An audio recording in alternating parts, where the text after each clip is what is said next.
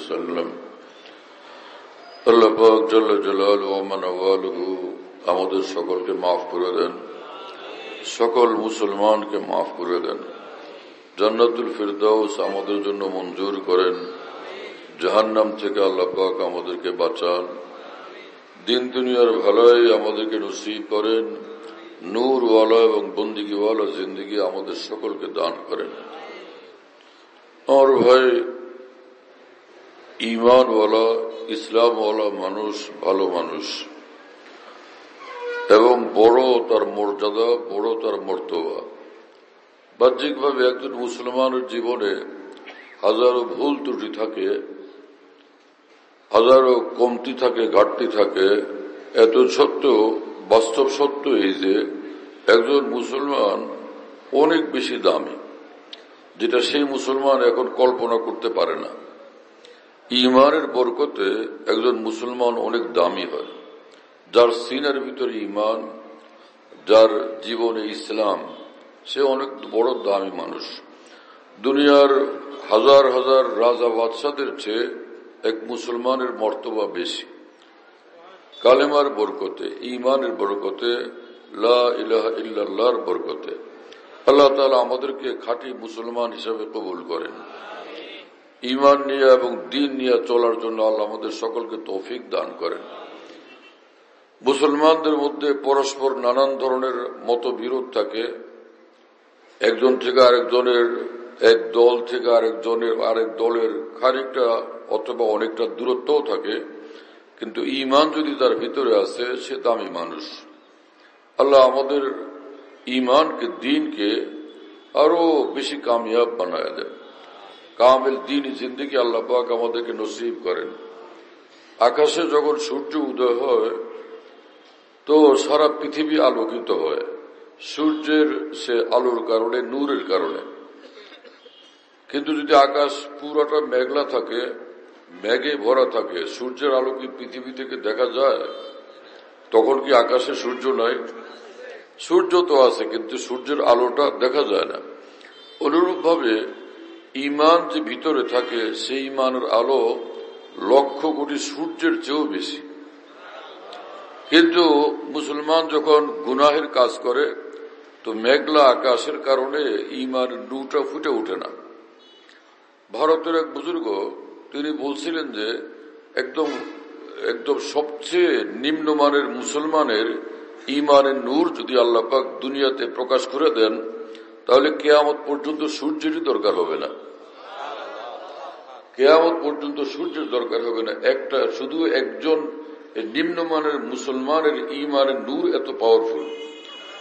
এবং এই বুজুর্গের কথাটা একটা হাদিস শরীফ থেকে, হাদিস শরীফের আলোকে স্পষ্টভাবে বোঝা যায়। সেটা হলো যে এক হাদিস শরীফ তো বুখারী শরীফে আছে। আবু সাঈদ খুদরি রাদিয়াল্লাহু তাআলা আনহু যে হাদিসের বর্ণনাকারী, দুনিয়ার সবচেয়ে নিকৃষ্ট মুসলমান কে আল্লাহ তাআলা মাফ করে দিয়া জাহান্নাম থেকে তুলে নিয়ে যখন জান্নাত দিবেন, এই পৃথিবীর 10 পৃথিবীর সমান তাকে জান্নাত দান করবেন। এবং সেই জান্নাতের মধ্যে আল্লাহ তাআলা তাকে হুর গিলমান দান করবেন, মধুর নহর দান করবেন, দুধের নহর দান করবেন, শরাবের নহর দান করবেন, মিঠা পানির দরিয়া দান করবেন এবং বহু হুর গিলমান দান করবেন। সেই হুরদের যে মর্তবা আর মর্যাদা, সেই সম্পর্কে রাসূলুল্লাহ সাল্লাল্লাহু আলাইহি ওয়াসাল্লাম বলেন যে কোন একজন হুর যদি এই পৃথিবীর সাগর নদীর মধ্যে একবারের জন্য একটু থুতু ফেলে, একটুখানি থুতু, কিয়ামত পর্যন্ত পৃথিবীর সকল সাগর নদীর পানি মধুর চেয়ে মিঠা হয়ে যাবে। এবং একজন হুর যদি ওই আসমান থেকে একটু ফাঁকা করে একবারের জন্য পৃথিবীর দিকে তাকান, তাহলে হুরের চেহারার নূরে কিয়ামত পর্যন্ত পৃথিবীতে সূর্যের দরকার হবে না, পৃথিবীটা এত আলোকিত হবে। এখানে লক্ষ্য করার বিষয় হলো, একজন ঈমানওয়ালাকে আল্লাহ পাক যে হুর দিলেন, তার নূরের এত পাওয়ার, তো সেই ঈমানওয়ালার ঈমানের নূরের তাহলে কত পাওয়ার।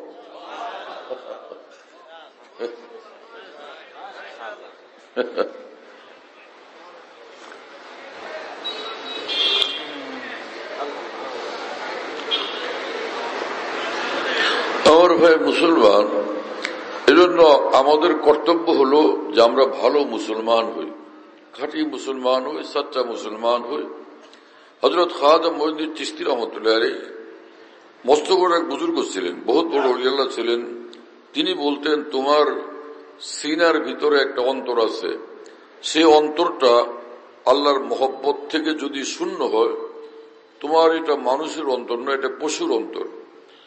যদি মানুষ হয় তো মানুষের অন্তর হবে আল্লাহর মহব্বতওয়ালা।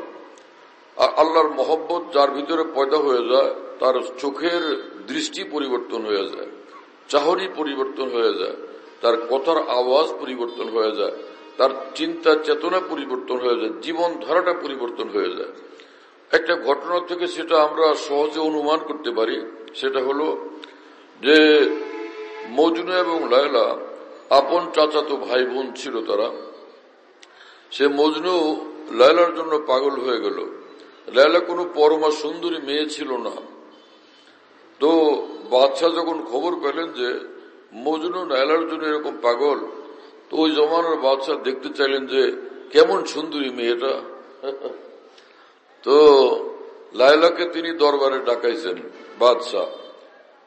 তো লায়লাকে দেখার পরে তখন বাদশাহ বললেন যে আজদিকার খুবাত আফজু নিস্তি, অন্যান্য সুন্দরীদের চেয়ে তুমি কোনো স্পেশাল সুন্দরী এমনটা তো আমার মনে হলো না।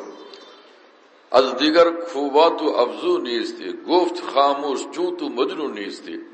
তখন সে লায়লা বলল যে বাদশাহ, আপনি চুপ করেন, আপনি আমার সৌন্দর্যের কোনো মূল্যায়ন করতে জানেন না। আপনার ভিতরে যদি মজনুর চক্ষু থাকতো তাহলে দেখতেন যে আমি কত সুন্দরী। আজদিকার খুবাত আফজু নিস্তি গুফত খামোশ চুতু মজনু নিস্তি। এই ঘটনা মাওলানা জালালউদ্দিন রুমি রহমতুল্লাহ আলাইহি মসনবী শরীফে বর্ণনা করেন। কেন, কি জন্য? যে মাওলানা জালালউদ্দিন রুমি রহমতুল্লাহ আলাইহি এই ঘটনার মাধ্যমে মুসলমানদেরকে বলতে চান যে হে মুসলমান, তুমি মুসলমান হইয়া খ্রিস্টানদের জিন্দগিকে পছন্দ করো, ইহুদিদের জিন্দগিকে পছন্দ করো, এদিক সেদিক ছুটাছুটি করো। যদি সত্যিকার ঈমানওয়ালা অন্তর তোমার মধ্যে পয়দা হয়, আল্লাহর মহব্বতওয়ালা অন্তর তোমার মধ্যে পয়দা হয়, তাহলে শুধু এক আল্লাহ তোমার কাছে ভালো লাগবে। এদিক সেদিক ছুটাছুটি করার মতো মন মানসিকতা কোনোভাবে তোমার মধ্যে থাকবে না। ইহুদিদের জীবন তোমার ভালো লাগবে না, খ্রিস্টানদের তোমার জীবন তোমার কাছে ভালো লাগবে না। নজর वो है जो कौनो मका से पार हो जाए, मगर जब रूए ताबा पे पड़ जाए तो बेकार हो जाए।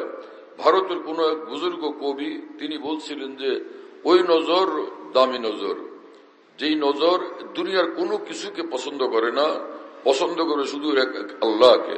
আল্লাহর জন্য বেচাইন থাকে, বেকারার থাকে, যে আমি এই দুনিয়ার কোনো কিছু চাই না, আমি তো আমার প্রিয় মহান আল্লাহকে চাই। আল্লাহ সেই দিল আমাদেরকে নসিব করে দেন। নেই হো কিসি কা তো কিউ হো কিসি কা, উনহি কা হুয়া যা রাহা হো। আমি কারো না, আমি মাওলার। আমি মাওলাকে চাই, মাওলাকে ভালোবাসি, মাওলাকে ভালোবাসতে বাসতে আমি মাওলার কাছে বসবো। আল্লাহ তাআলা এরকম দিল আমাদের নসিব করেন, এইরকম ঈমান নসিব করেন। আল্লাহ পাক এরকম মহব্বত ভালোবাসা নসিব করেন।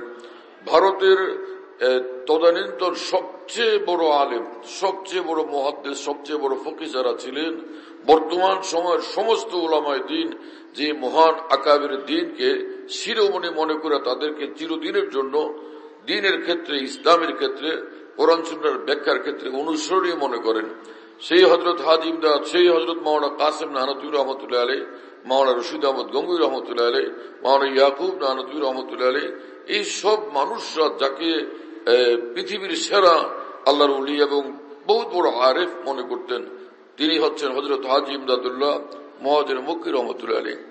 কাবা শরীফের সামনে তিনি কাঁদতেন এবং বলতেন যে হে প্রিয় মাওলা, प्यासा है जैसे आब सर्द को तेरी प्यास उससे भी बढ़कर उसको। হে আল্লাহ, পিপাসিত মানুষ প্রচন্ড গরমের মধ্যে ঠান্ডা পানির জন্য যেরকম ছটফট করতে থাকে, আল্লাহ আপনাকে পাওয়ার পিপাসা আমার অন্তরে তার চেয়ে প্রবলতর করে দেন। আল্লাহ আমাদের সকলকে আল্লাহর মহব্বতে বেচাইন বানায় দেন। যেখানেই থাকি অন্তর জন্য আল্লাহর মহব্বতে বেচাইন থাকে। কোন যুবক ছেলে কোন নারীর প্রেমে, কোন তরুণীর প্রেমে যদি আক্রান্ত হয়, সে হাটে যায়, মাঠে যায়, দোকানে যায়, অফিসে যায়, যেখানেই যায়, সে তার হাতে কাজ করে, অন্তর তার ওই মেয়েটার জন্য ছটফট করতে থাকে, তার ভালোবাসা ছটফট করতে থাকে। হাকিমুল উম্মত মুজাদ্দিদুল মিল্লাত মাওলানা আশরাফ আলী থানভী রহমতুল্লাহ আলাইহি 2000-এরও বেশি তার কিতাবাদি আছে। সেই হাকিমুল উম্মত মাওলানা আশরাফ আলী থানভী রহমাতুল্লাহ বলতেন, আমি আমার সকল মুসলমান ভাই বোনদেরকে বলি, আপনারা যখন যেখানেই থাকবেন আল্লাহর মহব্বত চাই থাকবেন।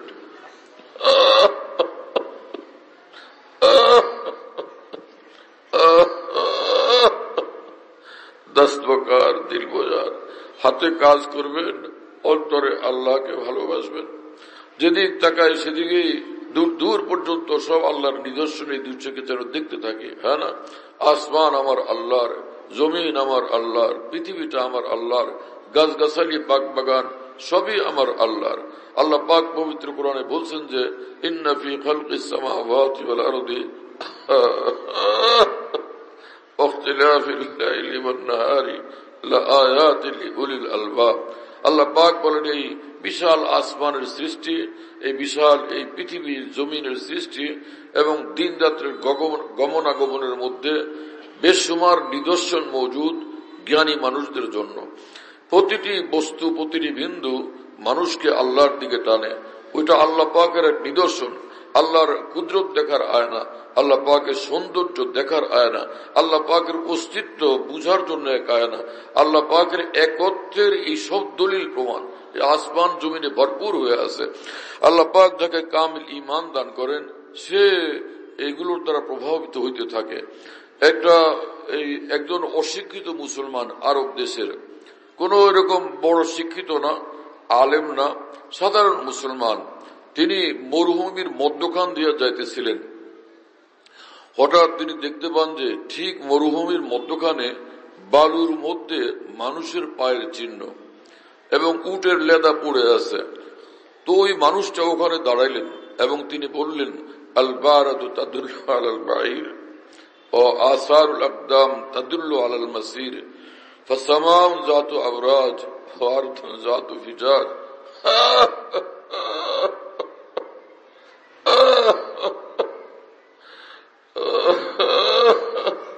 فسماء ذات أبراج وأرض ذات فجاج كيف لا تدل على اللطيف الخبير। তিনি ওখানে দাঁড়ায় বললেন যে এখানে যে মানুষের পায়ের চিহ্ন দেখি, এটা প্রমাণ যে নিশ্চয়ই কোন মানুষের এখানে আগমন ঘটছিল, কেউ এখানে আসছিল নিশ্চয়। আর যে উটের লাদাগুলো পড়ে আছে এটা প্রমাণ করে নিশ্চয় উট এখানে আসছিল।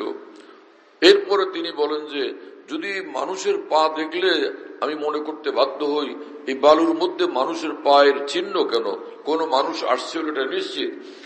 উটের লাদাগুলো পড়ে আছে তা আমি এটা ভাবতে বাধ্য যে উটের এখানে আগমন করছিল।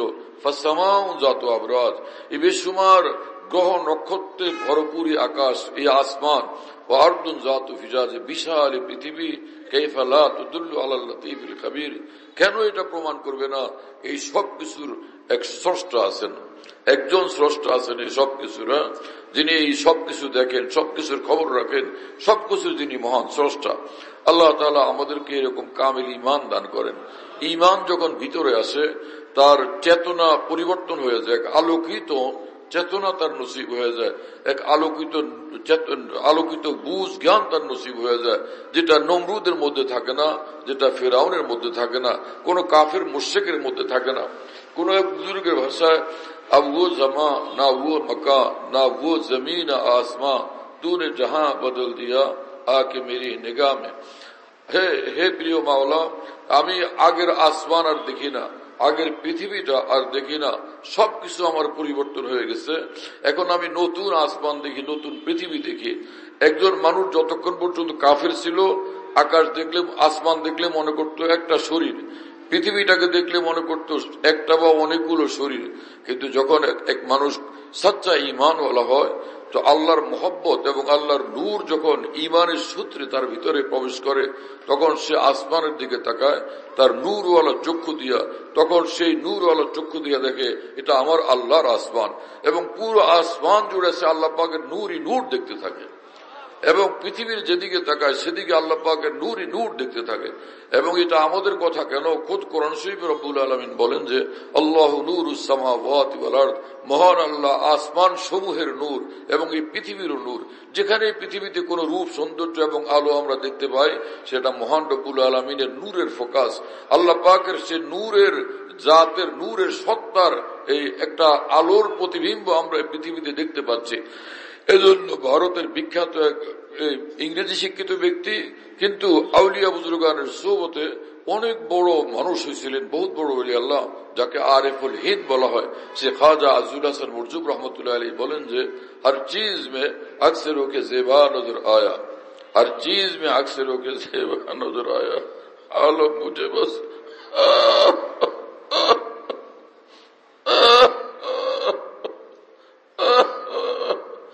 आलम मुझे बस जालुआ ही जालुआ नजर आया। আমি প্রতিটি বস্তুর মধ্যে, তিনি বলেন যে প্রতিটি বস্তুর মধ্যে আমি মহান আল্লাহর সৌন্দর্য দেখতে পাই। গাছের মধ্যে, পাতার মধ্যে, লতার মধ্যে, ফলের মধ্যে, ফুলের মধ্যে, পাহাড় পর্বতে, সমুদ্রে, ঢেউ তরঙ্গে, আমি সবকিছুর মধ্যে আল্লাহ পাকের সৌন্দর্য দেখতে থাকি। আর চিজ মে अक्सर के जेबा नजर आया, आलम मुझे बस जलवा ही जलवा नजर आया। সারাটা পৃথিবী আমার নজরে আল্লাহ পাকের তাজাল্লি, আল্লাহ পাকের তাজাল্লি, সব আল্লাহ পাকের তাজাল্লি প্রতিটি বস্তুর মধ্যে। এই মহান বুজুর্গ যার কথা এইমাত্র বললাম, তিনি একবার ভারতে, তিনি নিজের এলাকার মধ্যে লখনৌর মানুষ ছিলেন। তো তিনি ফুল বাগানে গেলেন, অনেকগুলো ফুল দেখলেন, ফুলের ঘ্রাণ সুগন্ধ শুকলেন এবং ফুলের রং রূপে বিমুগ্ধ হলেন। ফের ওখান থেকে তিনি যখন আসলেন তখন কবিতা লিখলেন, যে কবিতা হলো গুলিস্তান में जा करके हर गुल को देखा तेरी ही सी रंगत तेरी ही सी बू है। একটা ছন্দ, হে প্রিয় মাওলা, আমি যে ফুল বাগানে গেলাম প্রতিটি ফুলে আমি আপনার সৌন্দর্য দেখলাম এবং প্রতিটি ফুলের ঘ্রাণে আপনার ঘ্রাণ আমি শুকলাম। তার মানে সেই ফুল কোত্থেকে সৌন্দর্য পাবে, এই ফুল কোত্থেকে সুগন্ধ পাবে, এই সবকিছু মাওলার দান, সবকিছুই মহান রব্বুল আলামিনের সৃষ্টি। এজন্য আমার ভাই মুসলমান, আমাদের কর্তব্য যে আমরা ঈমানকে আরো নূরওয়ালা বানাই, আরো বেশি নূরওয়ালা বানাই, আরো আল্লাহ পাকের ঘনিষ্ঠ হওয়ার চেষ্টা করি, আরো আল্লাহ পাকের নিকটবর্তী হওয়ার চেষ্টা করি। আর তার পদ্ধতি হলো আল্লাহ পাকের যে হুকুমগুলো সেগুলোকে পালন করি। আল্লাহ তাআলার এক এক হুকুম পালন করলে আল্লাহ পাক খুশি হয়ে যান। আল্লাহ তাআলার নিষিদ্ধ কাজ থেকে বিরত থাকলে আল্লাহ পাক খুশি হয়ে যান। আল্লাহ যার উপরে খুশি হন তার অন্তর আল্লাহ পাক নূর দান করেন। এক আমল করলে একবার নূর পয়দা হলো, আবার আরেকটা আমল করলে আরেকবার নূর পয়দা হলো, উযু করলে অন্তরে নূর পয়দা হলো, নামাজ পড়লে অন্তরে আরো নূর পয়দা হলো, কোরআনে পাক তেলাওয়াত করলে অন্তরে আরো নূর পয়দা হলো। এইভাবে যতই মানুষের মধ্যে ভালো আমল বাড়ে, ভালো চরিত্র বাড়ে, ভালো গুণাবলী বাড়ে, তো সে তার মধ্যে নূর আর নূর বাড়তে থাকে। আর যত বেশি আল্লাহ পাকের নূর বাড়ে ততই নেক আমলের প্রতি আগ্রহ বৃদ্ধি পায়।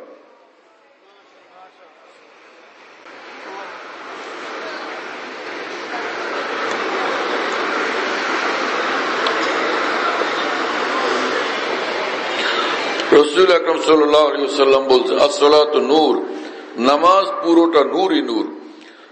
কোন মুসলমান যখন নামাজের মধ্যে দাঁড়ায়, আল্লাহু আকবার বলে কিবলামুখী হয়, তো কাবা শরীফের নূর তার অন্তরে আসতে থাকে এবং আল্লাহু আকবার বলে তো তার অন্তরে নূর পয়দা হয়ে যায় এবং পুরো নামাজটা সম্পূর্ণটা নূরই নূরের ভিতরেই বান্দা ডুবে থাকে।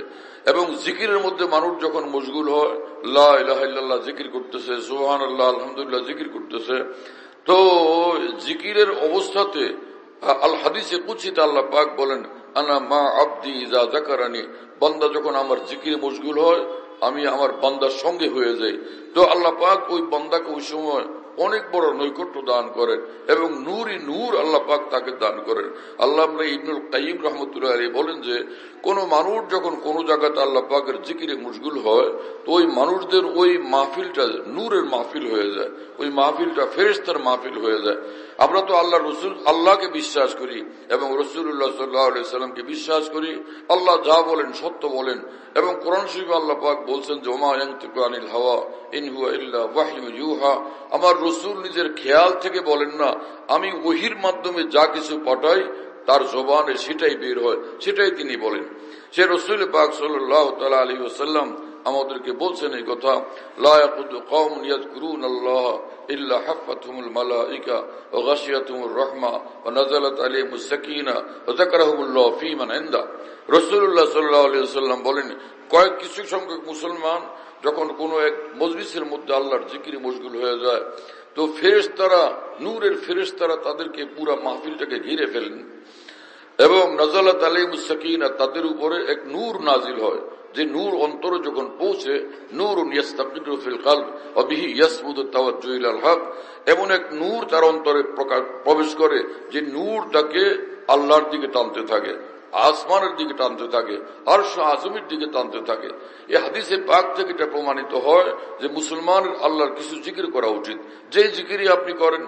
রাসূলুল্লাহ সাল্লাল্লাহু আলাইহি ওয়াসাল্লাম বলছেন যে সবচেয়ে দামি জিকির হলো, সবচেয়ে বড় জিকির হলো আফজালুল কালাম সুবহানাল্লাহ আলহামদুলিল্লাহ ওয়া লা ইলাহা ইল্লাল্লাহ আল্লাহু আকবার।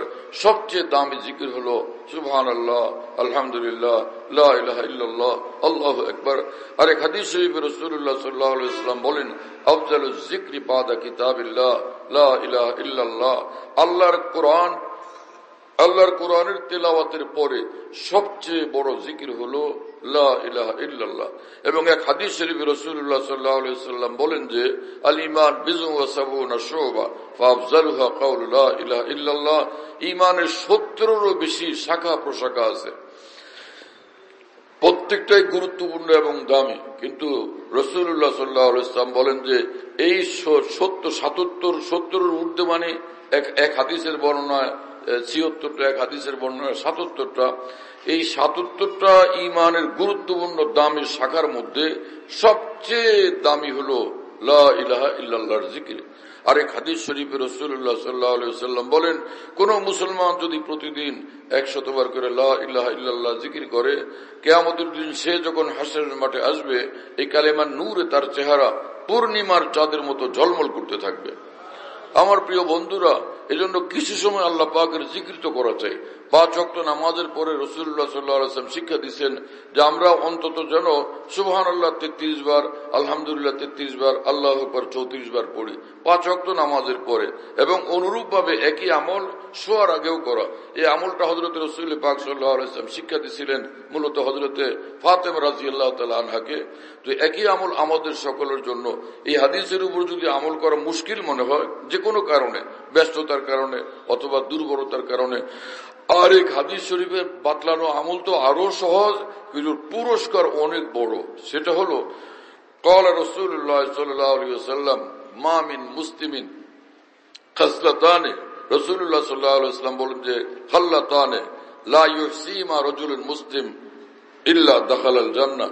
দুইটা আমল এরকম আছে যে এই দুইটা আমল যে মুসলমান সারা জীবন ধরে রাখবে, নিঃসন্দেহে সে জান্নাতে প্রবেশ করবে। ভাই, রাসূলুল্লাহ সাল্লাল্লাহু আলাইহি ওয়াসাল্লাম বলতেছেন খাল্লাতানি লা ইউহসিহিমা রাজুলুন মুসলিম ইল্লা দাখালাল জান্নাহ, নিঃসন্দেহে সে জান্নাতে প্রবেশ করবে। সেই দুইটা আমল কি? একটা হচ্ছে ৫ ওয়াক্ত নামাজের পর আমল করবে ১০ বার সুবহানাল্লাহ, ১০ বার আলহামদুলিল্লাহ, ১০ বার আল্লাহু আকবার। এটা কি মুশকিল হলো? এক নম্বর। ২, শুইতে যখন যাবে, ঘুমাইতে যখন যাবে, ঘুমাবার আগে এই আমলটা করবে এইভাবে, সুবহানাল্লাহ ৩৩ বার, আলহামদুলিল্লাহ ৩৩ বার, আল্লাহু আকবার ৩৪ বার। এই হলো দুইটা আমল। রাসূলুল্লাহ সাল্লাল্লাহু আলাইহি ওয়াসাল্লাম বলেন যে কোনো মুসলমান এই আমলটা করবে, নিঃসন্দেহে সে জান্নাতে প্রবেশ করবে। কি কথা বুঝতেছেন প্রিয় বন্ধুরা? তো এই সকল আমল রাসূলুল্লাহ সাল্লাল্লাহু আলাইহি ওয়াসাল্লাম আমাদেরকে বলে গেছেন, কোনো না কোনো একটা বাহানা যেন আল্লাহ পাক এই বান্দাকে মাফ করে দেন। একটা আমল এরকম দিয়ে দিলেন যে আমলের উসিলা যাতে বান্দা কাল কিয়ামতে হাজির হলো, তো আল্লাহ পাক এই বান্দার আমল দেখে বললেন যে আমার রাসূল তো এরকম বলছিলেন, চলো যা তোমাকে মাফ করে দিলাম, তুমি জান্নাতে প্রবেশ করো। আমাদের যে সকল আমল, আমাদের যে সকল কর্মকাণ্ড, আমরা প্রত্যেকে নিজের আমলের জন্য সাক্ষী যে আমি কি জান্নাতে যেতে পারবো? কোনোভাবে কি আমাদের জান্নাতে যাওয়া সম্ভব? আমাদের এই ধরনের কর্মকাণ্ড নিয়ে, এইরকম জীবনধারা নিয়ে কোনো কিছুতে এরকম থাকা চাই যার কারণে কাল কিয়ামতে যেন আমাদের ক্ষমা হয়ে যায়, আমাদের নাজাত হয়ে যায়, আমাদের জন্য জান্নাতের ফয়সালা হয়ে যায়। আরেকটা কথা আমার মনে পড়লো, আপনাদেরকে বলি, সেটা হলো এই আসমানের নিচে জমিনের উপরে মুসলমানের জন্য কোরআন সুন্নাহর আলোকে কত দামি দামি আমল আছে, কিন্তু কোন একটা আমলের কবুলিয়তের গ্যারান্টি নেই। এটা আমি আমল করলাম, এটা কবুল হয়ে গেছে, কোন মানুষ এটা বলতে পারবেন না। কোন মুসলমান, কোন মুজাদ্দিদ, কোন গাউস আবদাল, কোন শাইখুল ইসলাম বলতে পারবেন না যে আমি যে আমলটা করলাম আমার এই হজটা কবুল হয়ে গেছে, আমার তওয়াফ কবুল হয়ে গেছে, আমার হজ কবুল হয়ে গেছে, আমার কুরবানি কবুল হয়ে গেছে, আমার তাহাজ্জুদ কবুল হয়ে গেছে। কিছু এরকম বলার মতো উপায় নেই। কিন্তু একটা আমল পৃথিবীতে আছে যেটার কবুল হওয়াটা গ্যারান্টিযুক্ত। কবুল যদি গ্যারান্টিযুক্ত হয় তো এটার পুরস্কার কি গ্যারান্টিযুক্ত হয় না? হ্যাঁ, সে আমলটা হলো দুরূদ শরীফ। সে আমলটা হলো কি? দুরূদ শরীফ। যে কোনো মুসলমান দুরূদ শরীফ পড়বে, একদম কবুল। তা আমরা এই আমলটা করতে পারি না ভাই? এক হাদিস শরীফ এই ক্ষেত্রে মনে পড়লো, রাসূলুল্লাহ সাল্লাল্লাহু আলাইহি ওয়াসাল্লাম এক হাদিসে বলছেন, কোন মুসলমান যদি সকালে 10 বার দুরূদ শরীফ পড়ে, সন্ধ্যাবেলা 10 বার দুরূদ শরীফ পড়ে, কাল কিয়ামত রাসূলুল্লাহ সাল্লাল্লাহু আলাইহি ওয়াসাল্লাম তার নাজাতের জন্য আল্লাহ পাকের নিকট সুপারিশ করবেন। এবং আরেকটা হাদিস শরীফ মনে পড়লো এই মুহূর্তে, সেটাও বলি, আমি সাহস করে বলে ফেলি, যদিও অনেক আলেম মানুষ আমার উপরে নারাজ হয়ে যান, অনেক পিসা হুজুরও নারাজ হন যে আপনি এরকম সহজ করেন তো মুসলমানরা বেশি করে পাপ করবে। নাউজুবিল্লাহ, আমি দেখছি যে এর বিপরীতটা। মুসলমানরা এরকম হাদিস শুনলে, এরকম আমল শুনলে তখন উৎসাহিত হয়, উদ্বুদ্ধ হয় যে আল্লাহ রে, আমাদের জন্য আল্লাহর মেহেরবানি এত, রাসূলুল্লাহ সাল্লাল্লাহু আলাইহি ওয়াসাল্লাম মায়া মহব্বত এত, তাহলে পাপের রাস্তায় যাবই না, আমি আল্লাহ রসুলের রাস্তায় থাকবো। যে হাদিস শরীফটা এই মুহূর্তে বলতে চাচ্ছিলাম সেটা হলো, রাসূলুল্লাহ সাল্লাল্লাহু আলাইহি ওয়াসাল্লাম এক আশ্চর্য হাদিস বলছেন, শাফাআতি লি আহলিল কাবাইর মিন উম্মতি। কি বুঝলেন? ইনি তো বুখারী শরীফ পড়ান কয় মাদ্রাসায়। শাফাআতি মানে আমার সুপারিশ, লি আহলিল কাবাইর মিন উম্মতি আমার উম্মতের কবিরা গুনাহওয়ালা বান্দাদের জন্য। কি আশ্চর্য কথা ভাই! রাসূলুল্লাহ সাল্লাল্লাহু আলাইহি ওয়াসাল্লাম সম্পর্কে আল্লাহ পাক কোরআনে বলছেন, ওমা আরসালনাকা ইল্লা রাহমাতাল লিল আলামিন, হে রাসূল আপনাকে বিশ্ববাসীর জন্য, আলামিন সারা পৃথিবীর সকলের জন্য, সকল জগৎ সমূহের জন্য আপনাকে আমি রহমত আর রহমত বানায় পাঠাইছি। কি কথা দেখেন রাসূলুল্লাহ সাল্লাল্লাহু আলাইহি ওয়াসাল্লামের। সব এই যে মদিনা শরীফে যদি যান, মসজিদে নববীতে বাবুস সালাম দিয়া রাসূলুল্লাহ সাল্লাল্লাহু আলাইহি ওয়াসাল্লাম রওজা শরীফের দিকে যখন সালাম দিতে যাবেন, ও হাতের বাম পাশে এখানে লেখা আছে, বিশাল একটা সবুজ সাইনবোর্ডের মধ্যে গোল্ডেন কালারে লেখা আছে, শাফাআতি লি আহলিল কাবাইর মিন উম্মতি। যে রাসূলুল্লাহ সাল্লাল্লাহু আলাইহি ওয়াসাল্লাম বলেন, আমার উম্মতের যত গুনাহগার আছে, বড় বড় গুনাহ করে আসছে, কিন্তু মুসলমান, কাল কিয়ামতে আমি তাদের জন্য সুপারিশ করবো আল্লাহ পাকের নিকট। এই হাদিস শোনার পরে গুনাহ করা উচিত না গুনাহ ছাড়া উচিত? আমার রাসূল সাল্লাল্লাহু আলাইহি ওয়াসাল্লামের অন্তরে আমার প্রতি এত মহব্বত, আমার প্রতি এত দয়া, এত স্নেহ, সেই রাসূলুল্লাহকে আমি খুশি করে দিব। এবং এক হাদিস শরীফে আছে, প্রতি সপ্তাহে একদিন যে রাসূল পাক সাল্লাল্লাহু আলাইহি ওয়াসাল্লামের নিকট এই প্রত্যেকের সকল আমলের এই রিপোর্ট পৌঁছে, ভালো করলো সেটা রিপোর্ট পৌঁছে, মন্দ করলো সেটা রিপোর্ট পৌঁছে।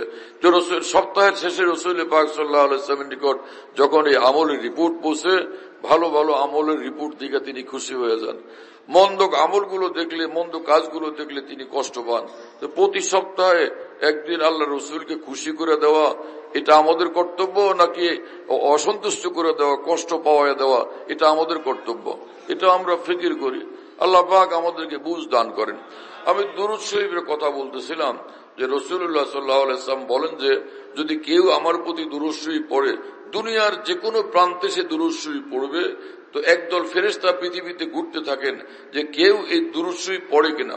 রাসূলুল্লাহ সাল্লাল্লাহু আলাইহি ওয়াসাল্লাম বলেন যে এই ফেরেশতারা যে কোনো লোক দুরূদ শরীফ পড়লে সাথে সাথে দুরূদ শরীফ নিয়ে একদম মদিনা শরীফ চলে যান, গিয়া রাসূলুল্লাহ সাল্লাল্লাহু আলাইহি ওয়াসাল্লামের কাছে দুরূদ পেশ করেন এবং বলেন যে ইয়া রাসূলুল্লাহ, লক্ষ্মীপুরের, বরিশালের, চট্টগ্রামের, সিলেটের যেই জায়গার মানুষটা, ওই জায়গার এই লোকটা, এই নাম তার বাবার নামেই, সে আপনার জন্য দুরূদ শরীফের হাদিয়া পাঠাইছে। রাসূলুল্লাহ সাল্লাল্লাহু আলাইহি ওয়াসাল্লাম সে দুরূদ শরীফ পায়া ভীষণ খুশি হয়ে যান।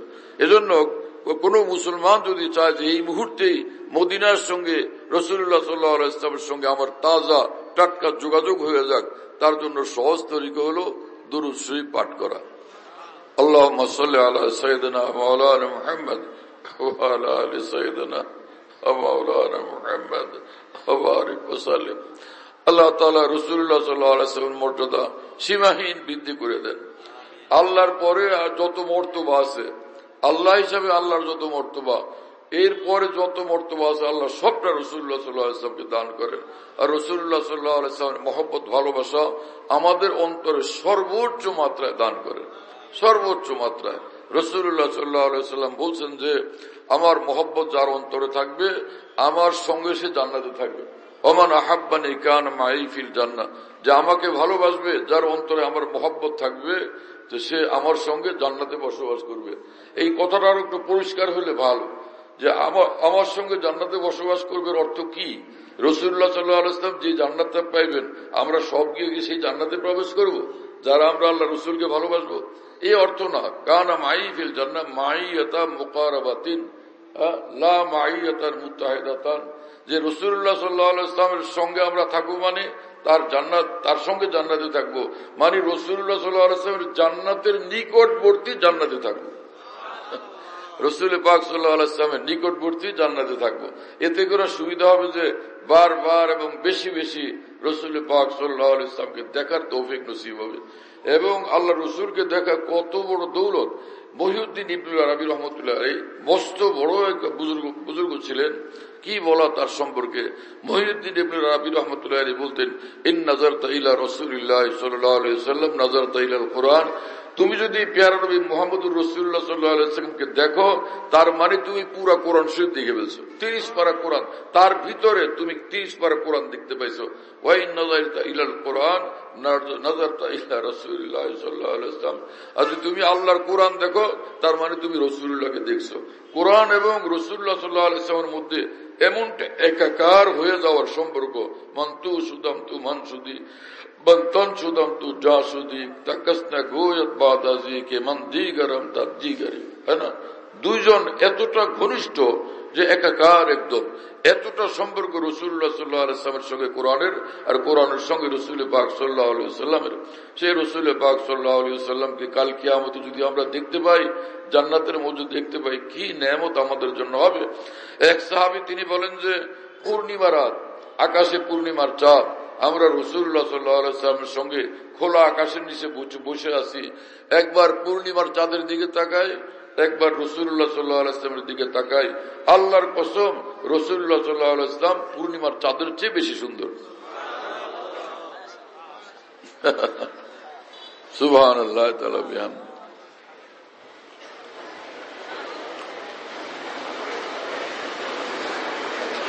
এক সাহাবী আসলেন এবং বললেন, ইয়া রাসূলুল্লাহ আমার মেয়ের বিয়ে, তা আমি চাইছিলাম যে আপনি আপনার পক্ষ থেকে কিছু একটা দিতেন আমার মেয়ের বিয়ে উপলক্ষে।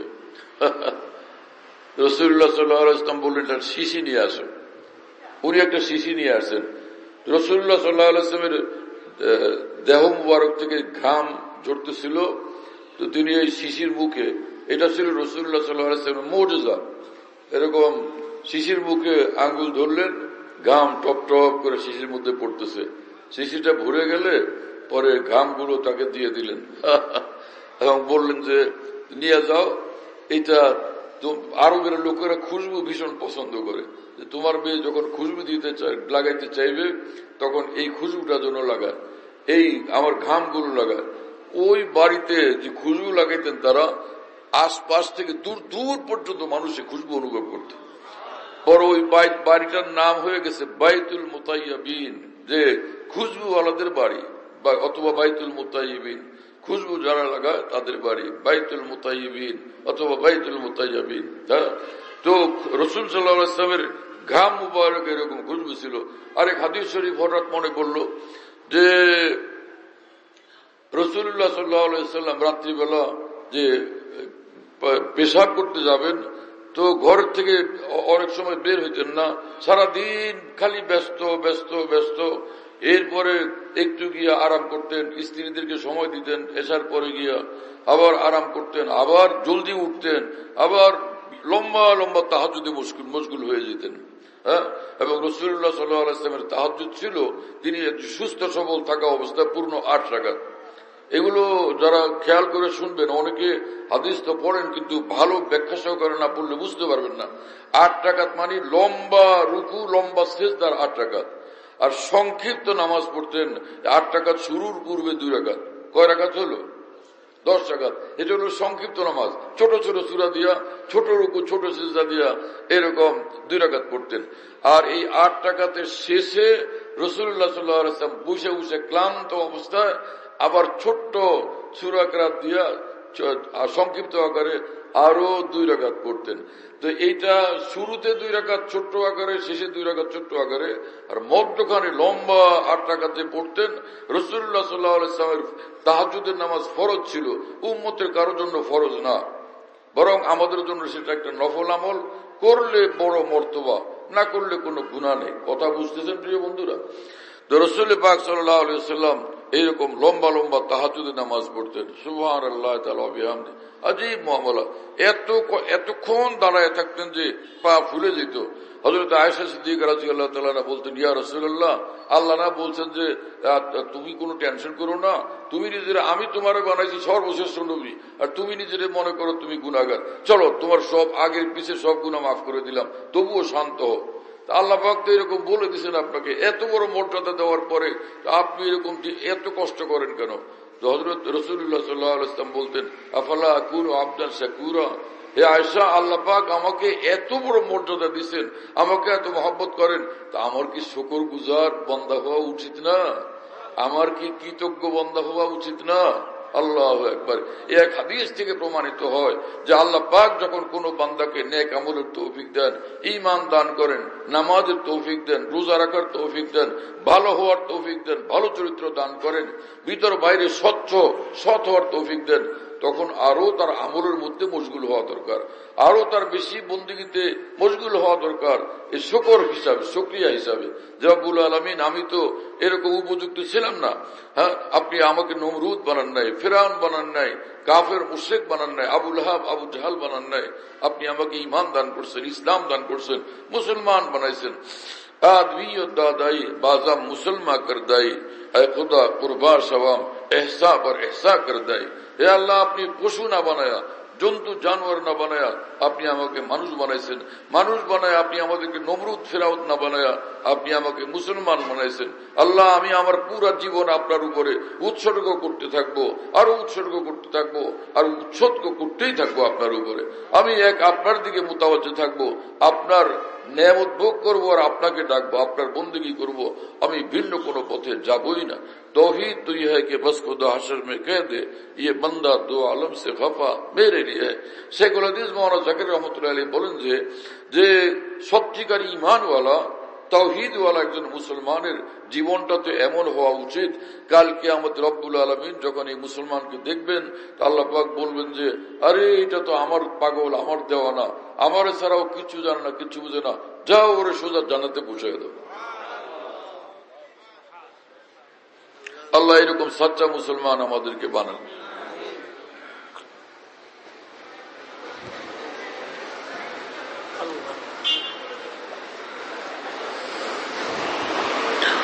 হ্যাঁ, কোন স্টেশন ডেকে হচ্ছিলাম কোন জায়গায়। হ্যাঁ, আল্লাহ আমাদেরকে মাফ করেন। হ্যাঁ, তো জিকির যেটা একটা কোনো না কোনো জিকিরের একটা অভ্যাস বানায় নি। কোরআন হাদিসে বারবার জিকিরের কথা, কিন্তু জিকিরওয়ালা মুসলমান পাওয়া মুশকিল। জিকিরওয়ালা মুসলমান পাওয়া মুশকিল। সকালবেলা ঘুম থেকে জাগলে অফিস আদালত, ব্যবসা বাণিজ্য, দোকানপাট, স্কুল কলেজ ভার্সিটি, তাই না, তাম দুনিয়ার কাজে আমরা মশগুল হয়ে যাই, কিন্তু 10টা মিনিট আল্লাহ পাকের জিকির করবো, সে লা ইলাহা ইল্লাল্লাহ 100 বার পড়তে 100 মিনিট লাগে, 50 মিনিট লাগে, 20 মিনিট লাগে, 10 মিনিট লাগে, তাও না। অথচ এই মাত্র 4-5 মিনিট লা ইলাহা ইল্লাল্লাহ জিকির করবো, সে এইটুকুর সময় আমি আজ পর্যন্ত কেন বের করতে পারলাম না? অথচ কোরআন রব্বুল আলামিন আমাদেরকে বলেন, ইয়া আইয়ুহাল্লাযীনা আমানু, হে ঈমানওয়ালারা, উযকুরুল্লাহ যিকরান কাসীরা, তোমরা আল্লাহ পাকের জিকির বেশি বেশি করবে। পুরা কোরআন আমাদের জন্য হেদায়েত, পুরা কোরআন আমাদের জন্য আমাদের জীবনের গাইডলাইন। যে সেই কোরআনে পাকের হেদায়েতের উপরে আমাদের আমল কতটুকু। আমাদের খালি একটা চিন্তা চেতনা জাগলো, একটা জজবা জাগলো, একটা বুঝ আসলো কোরআনের একটা বিষয়, ওই একটা নিয়েই সারা জীবনে দৌড়াদৌড়ি ছুটাছুটি। আর 23 বছর পর্যন্ত কোরআন নাজিল হলো রাসূলুল্লাহ সাল্লাল্লাহু আলাইহি ওয়াসাল্লামের উপরে। জিবরিল আমিন যে আল্লাহ পাক আল্লাহর তরফ থেকে ওহী নিয়ে আসতেন, আদম আলাইহিস সালামের নিকট ওহী নিয়ে আসছেন শুধুমাত্র 10 বার অথবা 12 বার। হযরত ইব্রাহিম আলাইহিস সালামের নিকট ওহী নিয়ে আসছেন মাত্র 48 বার। কথা শুনতেছেন আপনারা? অথবা 42 বার। আর হযরতে মূসা আলাইহিস সালামের নিকট ওহী নিয়ে আসছেন মাত্র 400 বার। ঈসা আলাইহিস সালামের নিকট ওহী নিয়ে আসছেন 10 বার। আর প্যারা নবী মুহাম্মদুর রাসূলুল্লাহ সাল্লাল্লাহু আলাইহি ওয়াসাল্লামের নিকট আসমান থেকে ওহী নিয়ে আসছেন 40,000 বার, 24,000 বার। কতবার ভাই? 24,000 বার। তো সেই ওহী যে এতবার আসলো, সেটা কি আপনার আমার যে এক মন্ত্র গাওয়ার অভ্যাস হয়ে গেছে আমাদের, সকাল থেকে ওই মন্ত্র, সন্ধ্যায় ওই মন্ত্র, আজকেও সেই মন্ত্র, কালকেও সেই মন্ত্র, ওই একটা মাত্র মন্ত্র আর তসবিহ, ওই জপমালা, এইটা নিয়েই আসছেন জিবরিল আমিন 23 বছর পর্যন্ত। 24,000 বারের ওইগুলো কি ছিল? সেটা সবটাই তো মানব জাতির কল্যাণের সম্পদ। সেটা আমরা খোঁজ নিলাম কবে? সেটার উপর আমল করলাম কবে? যেখানে আল্লাহ পাক সব সর্বস্তরের মুসলমানদেরকে ডাক দিয়া বলেন, ইয়া আইয়ুহাল্লাযীনা আমানু, হে ঈমানওয়ালারা, উযকুরুল্লাহ, তোমরা আল্লাহর জিকির করো, যিকরান কাসীরা, বেশি বেশি জিকির করো। আল্লাহ পাক পবিত্র কোরআনে বলেন, সেখানে জিকিরের কোন আমলই আমাদের মধ্যে নাই। এটা কি একটা মুসলমানের হওয়া উচিত ছিল? নাকি আল্লাহ পাকের জিকিরওয়ালা মুসলমান হওয়া উচিত ছিল? এই জন্য এখন থেকে আমরা সিদ্ধান্ত নেব যে আমরা প্রতিদিন একটা সময় তো বসবো জিকিরের মধ্যে। কিছুক্ষণ কোরআন শরীফের তেলাওয়াত করলাম, কিছুক্ষণ আল্লাহ পাকের কোন জিকির করলাম, যেমন লা ইলাহা ইল্লাল্লাহ 100 বার পড়লাম, কয়েকবার অন্তত 10 বার সুবহানাল্লাহ পড়লাম, আলহামদুলিল্লাহ পড়লাম, আল্লাহু আকবার পড়লাম, লা ইলাহা ইল্লাল্লাহ পড়লাম, 10 বারই করি। বলে ফায়দা কি? হযরত ইব্রাহিম আলাইহিস সালাম, রাসূলুল্লাহ সাল্লাল্লাহু আলাইহি ওয়াসাল্লাম যখন মেরাজে গেলেন, হযরত ইব্রাহিম আলাইহিস সালামের সঙ্গে সাক্ষাৎ হলো। হযরত ইব্রাহিম আলাইহিস সালাম বললেন, আকরে উম্মতাকা মিন্নি আসসালাম। এটাকে কেউ পড়ে ইকরা, কিন্তু মুহাদ্দিসিন বলছেন এটা আকরে পড়া বেশি উত্তম, তাই না? আকরে উম্মতাকা মিন্নি আসসালাম, যে হে মুহাম্মদ সাল্লাল্লাহু আলাইহি, ইয়া মুহাম্মদ আকরি উম্মতাকা মিন্নি আসসালাম, হে মুহাম্মদ সাল্লাল্লাহু আলাইহি ওয়াসাল্লাম, আপনার উম্মতকে আপনি আমার সালাম জানাবেন। শুনতেছেন ভাইরা? যে মেরাজের সময় ইব্রাহিম আলাইহিস সালাম আমাদের জন্য সালাম পাঠাইছেন, সেই উম্মত আমরা। অনেকে বড় নেতার সঙ্গে কয়েকদিন ঘুরলে খুব গর্বিত হয়, আমি অমুক নেতার সঙ্গে থাকি, নেতাদের সঙ্গে ছবি টবি তুলে এটা দিয়া খুব গর্ববোধ করে। আরে ভাই, যে নেতাদের সঙ্গে ছবি তুললে এটা কি আখিরাতের নাজাত হবে না মর্যাদা বাড়বে? ইব্রাহিম আলাইহিস সালাম ঈমানওয়ালাদের জন্য সালাম পাঠাইছেন, সুবহানাল্লাহ বিহামদি। এরপর হযরত ইব্রাহিম আলাইহিস সালাম বললেন যে, এবং তাদেরকে বলেন যে ইন্নাল জান্নাতা কিয়ান, জান্নাত একটা শূন্য ময়দান। অর্থাৎ জান্নাতের মধ্যে বেশুমার বাগবাগান তো আছে, কিন্তু জান্নাতের কোন কোন এরিয়া এখন খালি আছে। তো আপনার উম্মতকে বলবেন ওরা যেন বেশি বেশি জিকির করে, সুবহানাল্লাহ, আলহামদুলিল্লাহ, লা ইলাহা ইল্লাল্লাহ, আল্লাহু আকবার, ওয়া ইন্না গিরাসাহা সুবহানাল্লাহ, আলহামদুলিল্লাহ, লা ইলাহা ইল্লাল্লাহ, আল্লাহু আকবার, সুবহানাল্লাহ, আলহামদুলিল্লাহ, লা ইলাহা ইল্লাল্লাহ, আল্লাহু আকবার। যখন তারা পড়বে, তো জান্নাতের খালি জায়গাগুলোর মধ্যে বাগবাগান তৈরি হইতে থাকবে, বাগবাগান তৈরি হইতে থাকবে। যার যার জান্নাতের বাগান বর্ধিত করার যদি ইচ্ছা থাকে, তাহলে আমরা এখান থেকে কিছু এরকম জিকির আজকার করি, 10 মিনিটই পড়ি, সুবহানাল্লাহ 10 বার পড়লাম, আলহামদুলিল্লাহ 10 বার, আল্লাহু আকবার 10 বার, আর লা ইলাহা ইল্লাল্লাহ 100 বার পড়ে নিই। কত বড় দামি খালি আলহামদুলিল্লাহ জিকিরটা। রাসূলুল্লাহ সাল্লাল্লাহু আলাইহি ওয়াসাল্লামকে যারা বিশ্বাস করে তারা তো শুনে রাখুক যে রাসূলুল্লাহ সাল্লাল্লাহু আলাইহি ওয়াসাল্লাম বলেন যে আলহামদুলিল্লাহ তামলাউল মিজান। কোন ঈমানওয়ালা বান্দা যদি একবার আলহামদুলিল্লাহ বলে, আলহামদুলিল্লাহর নেকি তার মিজান পাল্লাকে পরিপূর্ণ করে ফেলে। কে ভিডিও করে ভাই? এই লোকটার ধরে নিয়ে আসো, যাও, 2 জন যাও, যে ভিডিও করতেছে তাকে একদম ধরে নিয়ে আসো, এখানে যাও, আরেকজন যাও সাথে, কেউ ভিডিও করতেছে না, আপনাদেরকে নিষেধ করা হয়েছে না? কান ধরে 2-3টা চড় লাগাই দিব আমি, বেয়াদব কোথাকার। এখানে বলা হয়েছে ভিডিও করবেন না, ছবি তুলবেন না, তারপরে কে ভিডিও করে? এই লোকটাকে তালাশ করো। নম্বর 1 বেয়াদব। পানি দাও, যাও জলদি যাও, কান ধরে নিয়ে আসো। এখানে দ্বীনি মাহফিল, এখানে তামাশা করার জন্য তো আসি না আমরা।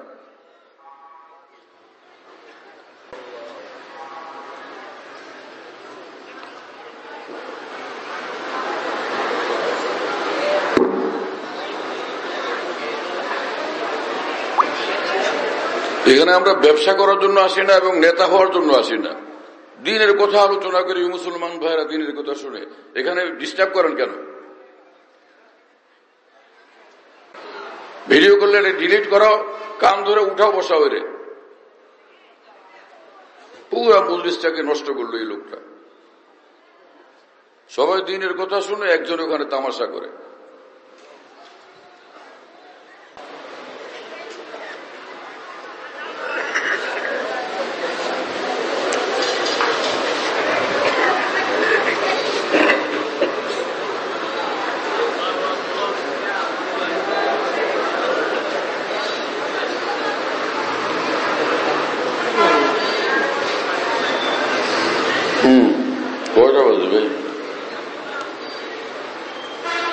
ডিস্টার্ব করলে তাহলে কথা শেষ করে দিই। শেষ করে দিই না, না, এই যে বিশৃঙ্খলাকারীরা বিশৃঙ্খলা করে।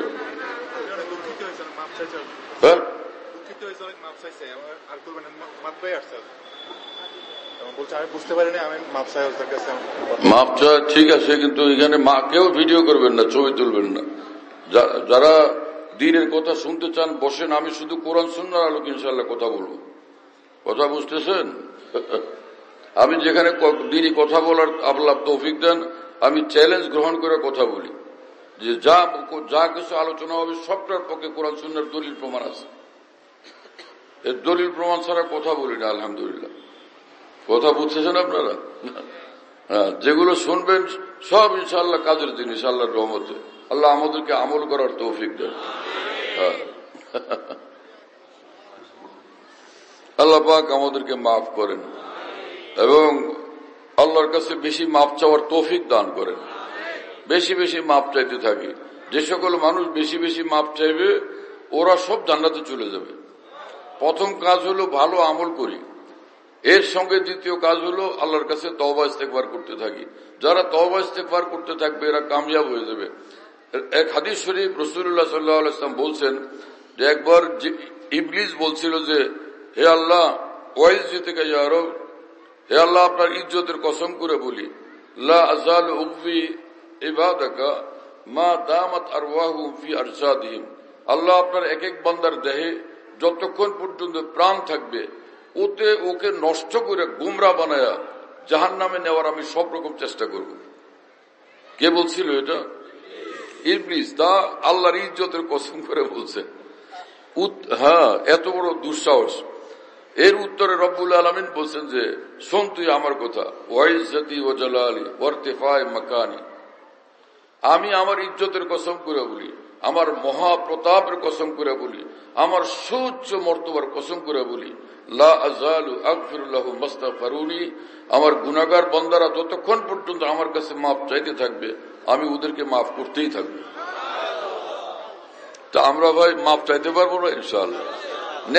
শুধু এইটুকু যে 5 ওয়াক্ত নামাজ তো পড়ি, আর রমজানের রোজা রাখি, হালাল খাই, ফরজ কাজগুলো ওয়াজিব কাজগুলো করি, গুনাহ না করি, আর কারো ক্ষতি না করি, কাউকে কষ্ট না দিই, কাউকে অপমান না করি, এতটুকু আমল করলে এই লোক নিঃসন্দেহে জান্নাতি। এই লোক নিঃসন্দেহে জান্নাতি। আমরা এইটুকু আমল তো করি। আল্লাহ পাক আমাদেরকে কবুল করেন এবং তৌফিক দান করেন। আমি আপনাদেরকে কি বলবো, এক রেফারেন্স মনে হলো, সেটা আমি যখনই মনে পড়ে আমি আমার মুসলমান ভাইদেরকে শুনাই। সেটা হলো হাকিমুল ইসলাম আল্লামা কারি তৈয়ব সাহেব রহমতুল্লাহ আলাইহি, পৃথিবীর সেরা এই দ্বীনি প্রতিষ্ঠান দারুল উলুম দেওবন্দের, যিনি একটানা প্রায় 60 বছরের কাছাকাছি মুতামিম ছিলেন এবং হুজ্জতুল ইসলাম মাওলানা কাসেম নানতুবী রহমতুল্লাহ আলাইহির তিনি কণ্ঠস্বর, মুখপাত্র, মাওলানা কাসেম নানতুবী রহমতুল্লাহর নাতিও। তো তিনি এই কথা বলতেন যে শেষ জমানার আমার মুসলমান ভাইরা, আপনারা এই জমানাতে খালি এইটুকু করেন, অন্তত পক্ষে ফরজ আমলগুলো করেন, ওয়াজিব আমলগুলো করেন, আর গুনাহ একটাও করবেন না। এইটুকু করতে পারলে আপনারা এক একজন এই জমানার বাইজিদ বুস্তামি, এক একজন আপনারা এই জমানার জুনায়েদ বাগদাদি। আমি এই মহান আলেম দ্বীনের জবান এই কথা যখন শুনছিলাম, তো আমি তখন তাল পেলাম, ভাবলাম যে এত বড় আলেম মানুষ, কোরআন সুন্নাহর এত বড় আলেম, তিনি ব্যাঠিক তো বলবেন না, কিন্তু বিষয়টা স্পষ্ট ছিল না, পরিষ্কার ছিল না, অর্থাৎ এটার ব্যাখ্যা বিশ্লেষণ সহ তখন জানা ছিল না। কিন্তু আলহামদুলিল্লাহ আল্লাহ পাক এখন কোরআন সুন্নাহর আলোকে এতটুকু বুঝার তৌফিক দিয়েছেন যে ইনি কত দামি কথা বলে গেছেন। যেই মানুষ অন্তত এতটুকু করে, ফরজ ওয়াজিব গুলো আদায় করে, আর গুনাহের কাজ থেকে বিরত থাকে, আর হালাল খায়, সেই মানুষ নিঃসন্দেহে আল্লাহর ওলি হয়ে যায়।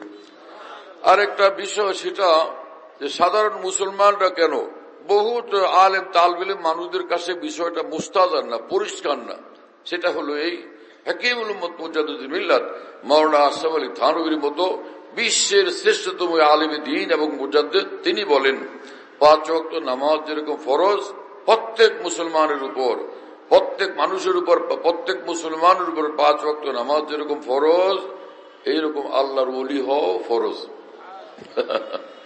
আল্লাহর ওলি হও কি ফরজ। সে কি জিনিস? ওলি 2 প্রকার, ওলি 2 কিসম। একটা হয় কেউ শয়তানের ওলি হয়, আর না হলে আল্লাহর ওলি হয়। তো কোনটা হওয়া চাই? আল্লাহর ওলি হওয়া চাই না।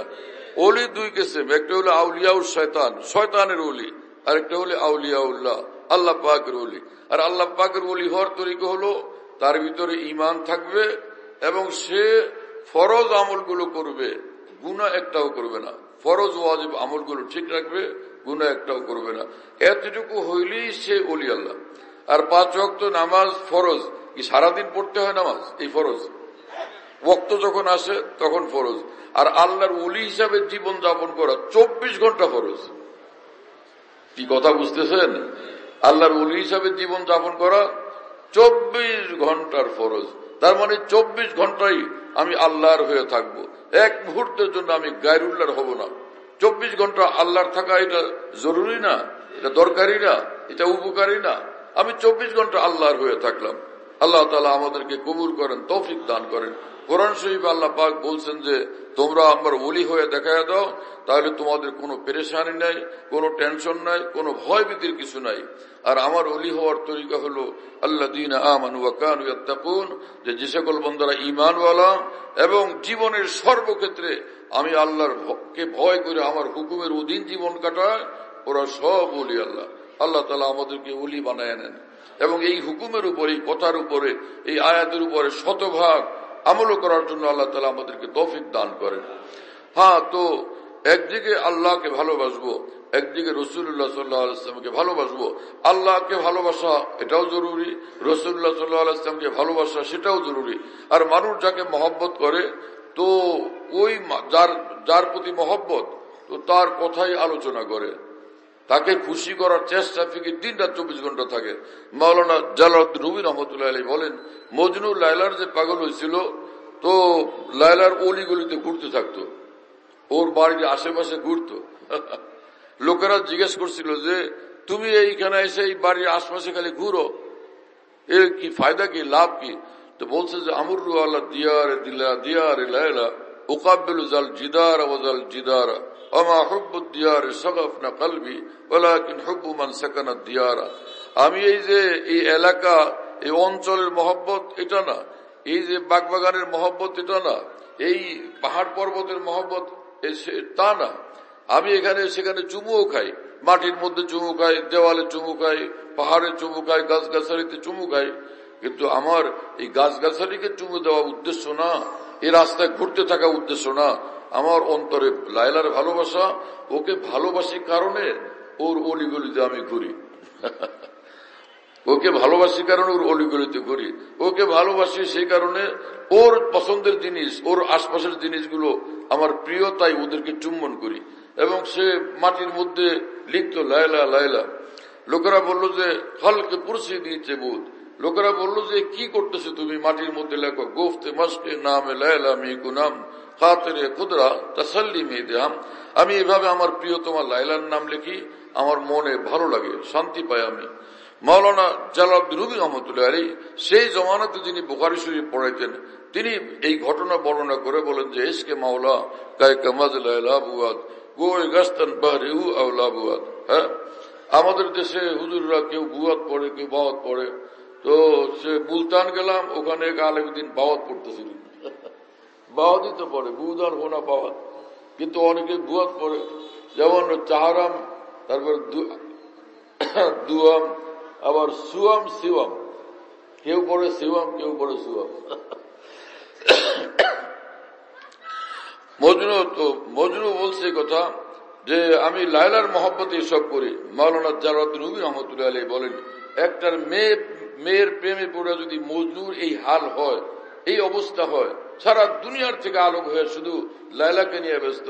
এই মুসলমান, তুমি যদি মাওলার দেওয়ানা হয়ে থাকো, আল্লাহর প্রেমিক হয়ে থাকো, তাহলে তোমার কি অবস্থা হওয়া উচিত? সারা দুনিয়া থেকে আলোক হয়ে এক আল্লাহর দেওয়ানা হওয়া উচিত। জীবনের সকল কর্মকাণ্ডে, সকাল থেকে সন্ধ্যা পর্যন্ত, সন্ধ্যা থেকে সকাল পর্যন্ত সকল কর্মকাণ্ডে, সকল আচরণে উচ্চারণে তুমি যে আল্লাহর প্রেমিক, সেটা তোমাকে প্রমাণ করা উচিত কিনা। আল্লাহ আমাদেরকে তৌফিক দেন এবং কবুল করেন। রাসূলুল্লাহ সাল্লাল্লাহু আলাইহি ওয়াসাল্লামের মহব্বত আমাদের মধ্যে থাকা উচিত। এবং রাসূল পাক সাল্লাল্লাহু আলাইহি ওয়াসাল্লাম আল্লাহর পরে সবচেয়ে সুন্দর, আল্লাহর পরে তিনি সবচেয়ে সুন্দর। হ্যাঁ, কোরআন শরীফে মহান রব্বুল আলামিন বলেন যে ওয়াজকুর ইসমা রাব্বিকা ওয়া তাবাত্তাল ইলাইহি তাবতীলা। হে বান্দা, তুমি তোমার আল্লাহর নামের জিকির করো এবং একদম সব থেকে আলোক হয়ে শুধু আল্লাহর হয়ে যাও, আর কারো থেকে না, শুধুই আল্লাহর হো। নেই হো কিসি কা তো কিউ হো কিসি কা, উন্হি কা হুয়া যা রাহা হুঁ। আমি শুধুই এক আল্লাহর, শুধুই এক আল্লাহর, শুধুই এক আল্লাহর। দিল মেরা হো যায় এক ময়দানে হু, তু হি তু হো, তু হি তু হো, তু হি তু। ভারতের এক মহান আরেফ তিনি বলেন, আল্লাহ আমার হৃদয়টা যেন আপনার ভালোবাসায় পরিণত হয়ে যায়, শুধুই আপনার ভালোবাসা, আপনার মহব্বত, আপনার জিকিরে পরিণত হয় আমার এই অন্তর। এই অন্তরে হে আল্লাহ, আপনি ছাড়া আর কিছুই যেন আমি না ভাবি, না দেখি। এই অন্তর শুধু আপনার জন্য, শুধুই আপনার জন্য, শুধুই আপনার জন্য। বিখ্যাত আলেমে দ্বীন মুফতি শফি সাহেব রহমতুল্লাহ আলাইহি তিনি বলতেন, দুনিয়া তোমার দরকার, টাকা পয়সা দরকার, ঘর বাড়ি দরকার, ব্যবসা বাণিজ্য দরকার, দুনিয়া তোমাদের লাগবে দুনিয়াতে বসবাস করার জন্য। কিন্তু শোনো, এটার একটা নিয়ম আছে, সেটা হলো दुनिया को संदूक में रखना जायज, जेब में रखना जायज, हाथ में रखना जायज, लेकिन दिल में रखना ना जायज। তিনি বলেন যে দুনিয়াকে অন্তরে জায়গা দিও না, দুনিয়াকে সিন্ধুকে রাখো, এটা ঠিক আছে, হাতে রাখো ঠিক আছে, পকেটে রাখো ঠিক আছে, কিন্তু অন্তরের ভিতরে দুনিয়াকে রাখবা এটা ঠিক না। অন্তর শুধু আল্লাহ পাকের জন্য, অন্তরে আল্লাহ পাকের ধ্যান, আল্লাহ পাকের জিকির, আল্লাহর মহব্বত সবসময় জাগ্রত থাকবে। অন্তরটাকে আল্লাহর সঙ্গে মশগুল রাখবে, লিপ্ত রাখবে এবং ব্যস্ত রাখবে। ভারতের এক বুজুর্গের ভাষায় যে গো হাজার শগুল হ্যাঁ দিন রাত মে, লেকিন আসাদ আপসে গাফিল নেই। হে আল্লাহ, দুনিয়ার হাজারো কর্মকাণ্ডে যদিও দিন রাত আমরা ব্যস্ত থাকি, কিন্তু এই অন্তর এক মুহূর্তের জন্য আপনার থেকে গাফেল থাকে না। আপনাকে এক মুহূর্তের জন্য আমরা ভুলি না, সব সময় আপনার কথা মনে রাখি। এইরকম অন্তর আল্লাহ আমাদেরকে নসিব করেন। এরকম অন্তর নসিব হওয়ার জন্য দুইটা কাজ করা দরকার। একটা হলো গুনাহ থেকে মুক্ত থাকা, আর একটা হলো যারা সর্বক্ষণ আল্লাহর জিকিরে মশগুল, আল্লাহর ধ্যানমগ্ন অন্তর যাদের মধ্যে আছে, এরকম আল্লাহ ওয়ালাদের সঙ্গে উঠা বসা করা। এই দুইটা কাজ জারি থাকলে এরকম অন্তর আল্লাহ পাক নসিব করে দিবেন। আর তাছাড়া আমরা এরকম চলতে ফিরতে এরকম করতে পারি, ওয়াহুয়া মাআকুম আইনামা কুনতুম। কোরআন শরীফে আল্লাহ পাক বলেন যে তুমি যেখানে আছো সর্বদা আল্লাহ পাক তোমার সঙ্গে আছেন। আমরা চলতে ফিরতে এরকম অন্তরে যদি ধ্যান করি, বারবার মনে করি আল্লাহ আমার সঙ্গে আছেন, আল্লাহ আমার সঙ্গে আছেন, সামিউম করিব, হ্যাঁ সামিউম বাসির, আল্লাহ আমাকে দেখেন, আল্লাহ আমার সব কথা শুনেন এবং আল্লাহ পাক আমার একদম নিকটে আছেন। আল্লাহ আমার সঙ্গে আছেন, আল্লাহ আমার নিকটে আছেন, আল্লাহ দেখেন সবকিছু, আল্লাহ শুনেন সবকিছু। এরকম বারবার এই কথাগুলো মনে করতে থাকলে, এইরকম একটা অভ্যাসে পরিণত হয়ে গেলে তখন এটা সহজে মনে হবে যে আল্লাহ তো আমার একদম কাছে, আল্লাহ আমার একদম সঙ্গে। এই মোরাকাবাই ধ্যানের বরকতে গুনাহ থেকে বাঁচা সহজ হবে ইনশাআল্লাহ তাআলা। যে আল্লাহ দেখতেছেন, এই কথা মনে করে করে গুনাহ কেমনি করবে? আল্লাহ চায় রয়েছে এই ফাঁকে আমি গুনাহটা করে ফেলি, নাউজুবিল্লাহ। এটা কত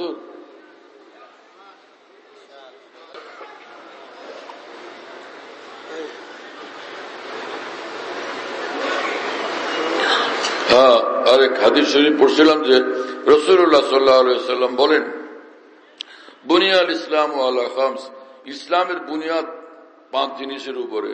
একটা হলো শাহাদা আল্লাহ ইলাহা ইল্লাল্লাহ, আল্লাহ ব্যতীত কোনো মাবুদ নাই এবং মুহাম্মদ সাল্লাল্লাহু আলাইহি ওয়াসাল্লাম আল্লাহ পাকের রাসূল, এই কথা সাক্ষ্য দেওয়া, এটাকে ঘোষণা করা। আল্লাহ এই কথা বারবার বলার জন্য আমাদেরকে তৌফিক দান করেন। বারবার বলতে থাকি, বারবার বলতে থাকি লা ইলাহা ইল্লাল্লাহ, বারবার পড়ি। জাদ্দিদু ঈমানাকুম বিকাউলি লা ইলাহা ইল্লাল্লাহ। রাসূলুল্লাহ সাল্লাল্লাহু আলাইহি ওয়াসাল্লাম মুসলমানদেরকে নির্দেশ করছেন এই কথা যে লা ইলাহা ইল্লাল্লাহ বলার দ্বারা ঈমানকে আরো পাওয়ারফুল করো, আরো মজবুত করো, আরো সজীব করো, আরো প্রাণবন্ত করো, আরো শক্তিশালী করো, আরো নূরওয়ালা বানাও। কিন্তু রাসূলুল্লাহ সাল্লাল্লাহু আলাইহি ওয়াসাল্লাম আমাদেরকে বলছেন লা ইলাহা ইল্লাল্লাহ বেশি বেশি পড়ার জন্য। আল্লাহ রাসূল যেটা বলছেন সেটা কি আমরা শুনবো না? সেটার উপর আমল করব না? আল্লাহ আমাদেরকে বুঝার এবং মানার এবং আমল করার তৌফিক দান করেন।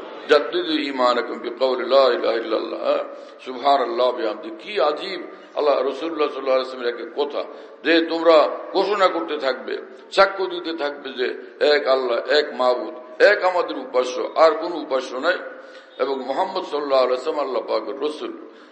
আর কি ওয়া ইকামিস সালাহ, এবং নামাজ কায়েম করা। দিন কায়েম করার কি অর্থ? আকিমুদ্দিন, একামতুদ্দিন। দিন কায়েম করার মানে হলো দিন কি জিনিস আগে বুঝতে হবে। দিন হলো নামাজ, এটা দিন। ঈমানের পরে নামাজ সর্বশ্রেষ্ঠ। তো নামাজ দিন, রোজা দিন, হজ যাকাত দিন, ইবাদত বন্দেগী দিন, জিকির আজকার দিন, কোরআন পাকের তেলাওয়াত দিন, পর্দা পুশিদা করা দিন, হালাল খাওয়া দিন, হারাম থেকে বাঁচা দিন, গুনাহ থেকে বাঁচা দিন, মানুষের উপকার করা দিন, এইভাবে হজ করতে যাওয়া দিন, তাওয়াফ করার, আল্লাহর ঘরের তাওয়াফ করা দিন, এবং ইনসাফ করা দিন, অন্যায় থেকে জুলুম থেকে বিরত থাকার দিন। কথা বুঝতেছেন প্রিয় বন্ধুরা? যে কোরআন শরীফে আল্লাহ পাক বলছেন আকিমুদ্দিন, তোমরা দিন কায়েম করবে। দিন কায়েম করবে মানে আল্লাহ পাকের দিনের সবগুলো বিধানের উপর তোমরা আমল করবে। আল্লাহ পাকের দিনের সবগুলো বিধানের উপরে তোমরা আমল করবে, এই হলো দিন কায়েমের অর্থ। এখন সারা দুনিয়ার মুসলমানদের যে রাষ্ট্রগুলো আছে, কোন একটা রাষ্ট্র কি এরকম আছে যে পূর্ণাঙ্গভাবে ইসলাম মোতাবেক শাসিত হয়, সেটা পরিচালিত হয়? সমাজের ক্ষেত্রে ব্যক্তিগতভাবে দিন, পুরা জিন্দগিকে দিনের উপর আনা এটা জরুরি।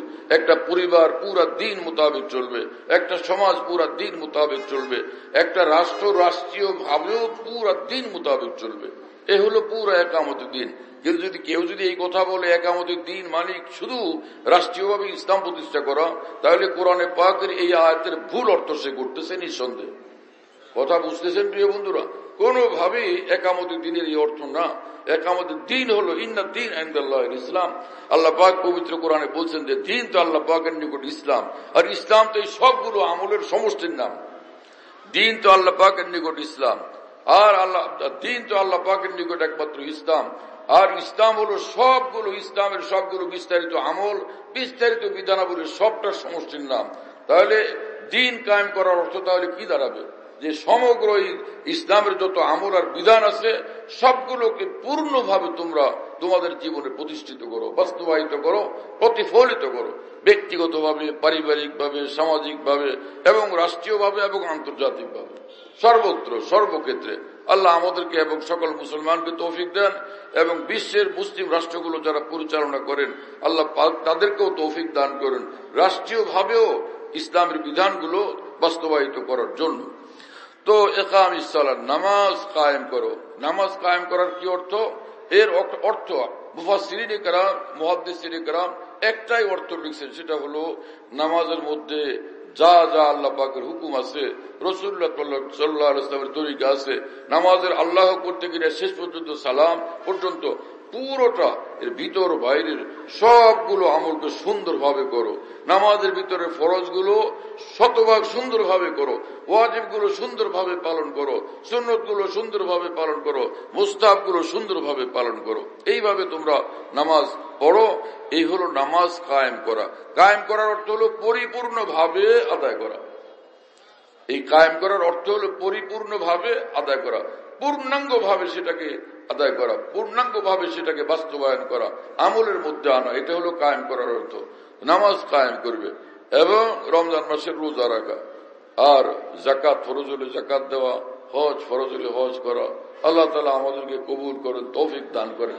রোজা দুই রকম, রোজা তিন রকম। একটা হলো যে শবে সাদেক থেকে নিয়ে সূর্যাস্ত পর্যন্ত না খায়া থাকা এবং স্বামী স্ত্রীর সুলভ সম্পর্ক বিষয় থেকে বিরত থাকা, এতটুকু হলে সে রোজা হয়ে গেল না?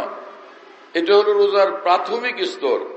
এতটুকু করলে ফরজ আদা হয়ে যাবে। কিন্তু এর থেকে উন্নত স্তর হলো রোজা থাকা অবস্থায় একটা গুনাহ না করা, না চোখের দ্বারা না জবানের দ্বারা, গুনাহ থেকে একদম মুক্ত থাকা। এটা রোজার আরো উন্নত স্তর। এর পরের স্তর হলো যে আল-ইমসাক আনিল আকওয়ান ওয়াল ইফতার বিমুশাহাদাতির রহমান। সারা দুনিয়ার লোভ লালসা থেকে নিজেকে মুক্ত রাখা। এই সারা জীবনই রোজা চলতে থাকবে, এই রোজা সারা জীবন চলতে থাকবে। এই লোক তো রোজার পরে ইফতার তো করা লাগবে। ওয়াল ইফতার বিমুশাহাদাতির রহমান, আল্লাহ পাকের দিদার দ্বারা সে ইফতার করবে। এটা আল্লাহ পাকের আশিকদের জন্য এই কথা, আরেফদের জন্য এই কথা। আল্লাহ আমাদেরকে সেই মর্তবাও নসিব করেন। এই কথাগুলো মোল্লা আলী কারি রাহমাহুল্লাহ লিখছেন মেরকাত শরীফ মিশকাত কিতাবে।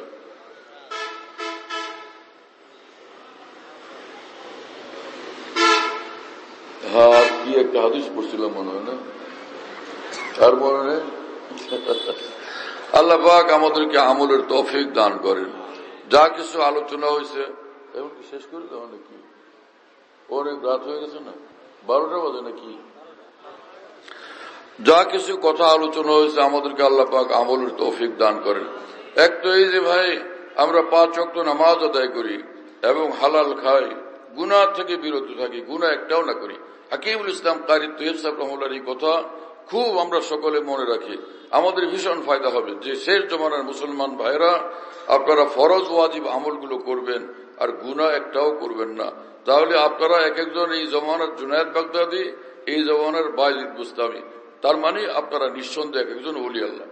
আল্লাহ তাআলা আমাদেরকে সকলকে আল্লাহর ওলি হওয়ার জন্য কবুল করেন। আজকের এই মাহফিল তো মাদ্রাসা জালালিয়ার পক্ষ থেকে না? আল্লাহ তাআলা মাদ্রাসা জালালিয়াকে কবুল করেন।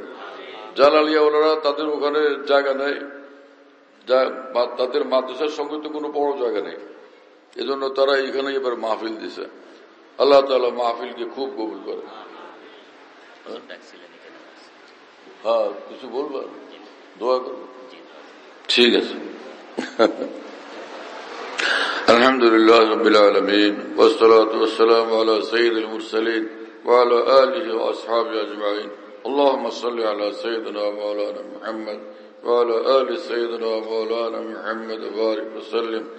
اللهم اغفر لنا وارحمنا، اللهم عافنا واعف عنا، اللهم كن لنا واجعلنا لك، اللهم كن خير لكل مسلم ومسلمة.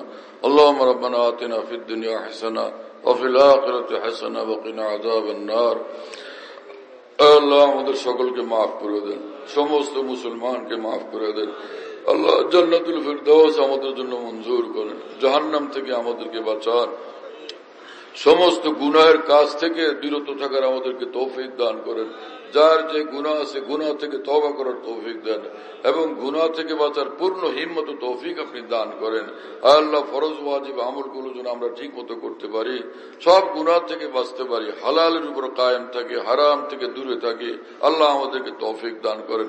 মুসলমানদেরকে পরস্পরে মহব্বত করার ভালোবাসার তৌফিক দান করেন।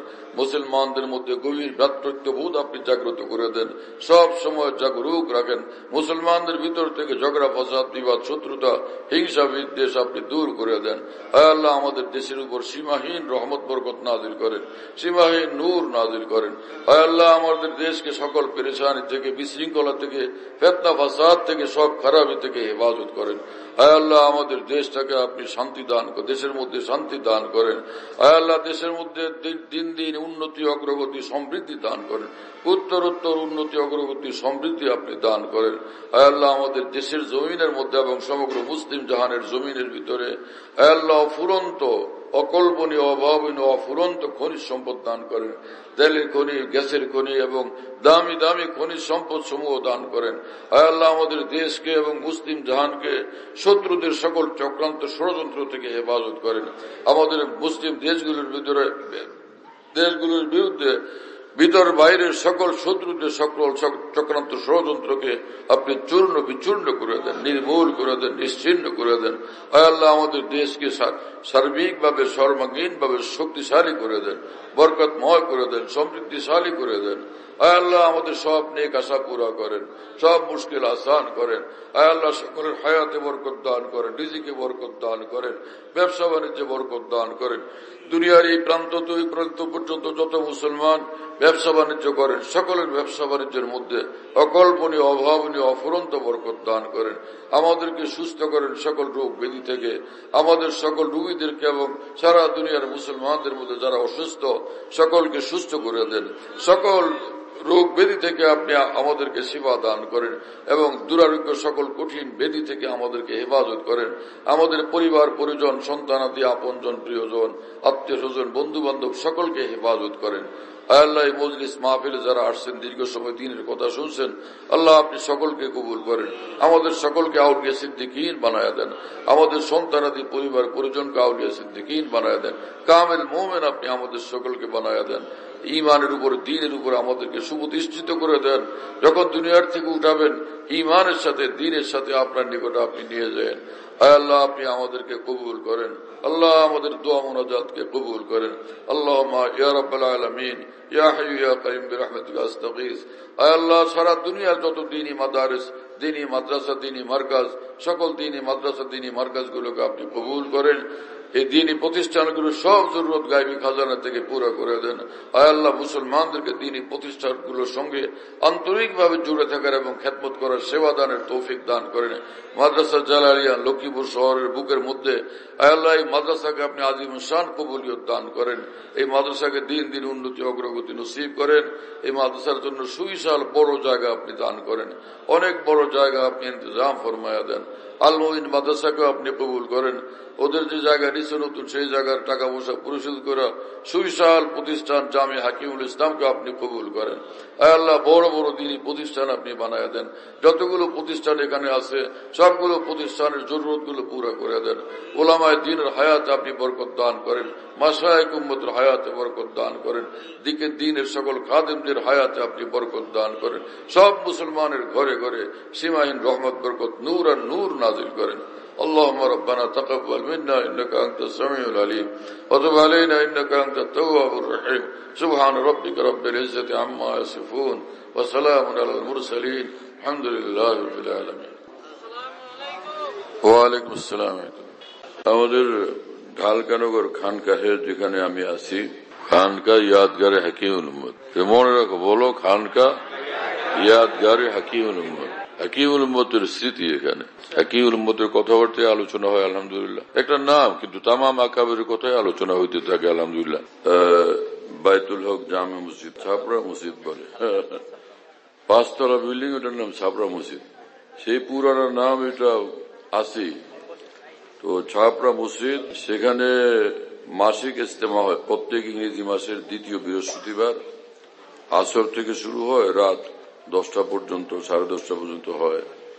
তো ওখানে শরীক হওয়ার জন্য চেষ্টা করবেন ইনশাআল্লাহ। খানকা বিডি এই অ্যাপস, এটা খুলতে পারলে ওর মধ্যে বয়ান, কবিতা, বুকস ইত্যাদি সব একসঙ্গে পাওয়া যায়। খানকা বিডি হলো এরকম, স্পেলিং হলো AHANQAH, এর সঙ্গে লাগালাগি বিডি, খানকা বিডি। এই অ্যাপসটা খুললে ওর ভিতরে বয়ানগুলো পাওয়া যায়। এটা ডাইরেক্ট শোনা যায় কি? এবং ডাইরেক্ট শোনা যায়। হযরতুল্লাহ দামাত বারাকাতুহুর বয়ান যেখানে বয়ান করেন সব বয়ান নেটের মাধ্যমে, টেলিগ্রামের মাধ্যমে পাওয়া যাচ্ছে। হযরতুল্লাহ দামাত বারাকাতুহু যখন বয়ান করেন, বয়ানটা আমরা দেশ বিদেশ থেকে, দুনিয়ার যে কোনো জায়গা থেকে আমরা পেতে পারি। এই জন্য মুফতি শহীদুল ইসলাম শাহ হুজুরের নম্বরে যোগাযোগ করবেন 01715 80 18 69।